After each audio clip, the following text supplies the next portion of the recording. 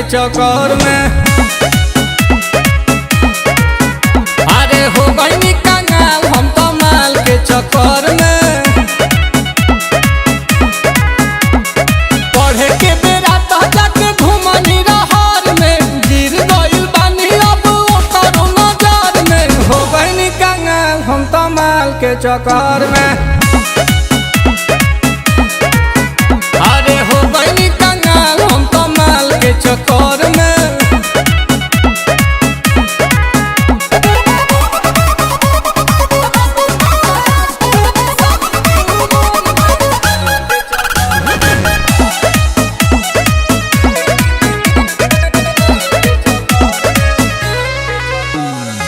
वो करेला पाप कोई पाकिट मरनी बाप के, गाली पछाप अभी ले बाउन के थाप के।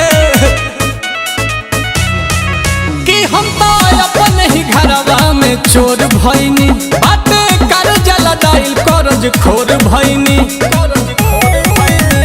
कि मन करे कूद जाई के नहर में, मन करे कूद जाई के नहर में। हो गई कंगाल हम तो माल के चक्कर में।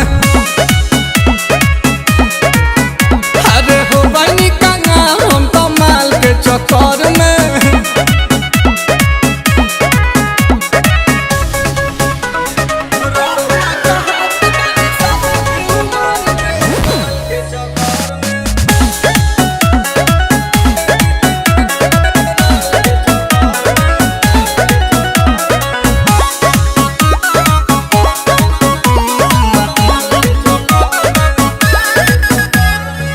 आंसू प्रियांशु के बिगाड़े में बहात हो, बरतावे खीस प्रिंस दे लेना साथ हो। भैले नील कमल घर के न घाट के, अब तो मलियो भगाई देले डांट के। रड़ुआ का हाथ बानी शादी के उमर में, रड़ुआ का हाथ बानी शादी के उमर में। हो गई कंगाल हम तो माल के चक्कर में।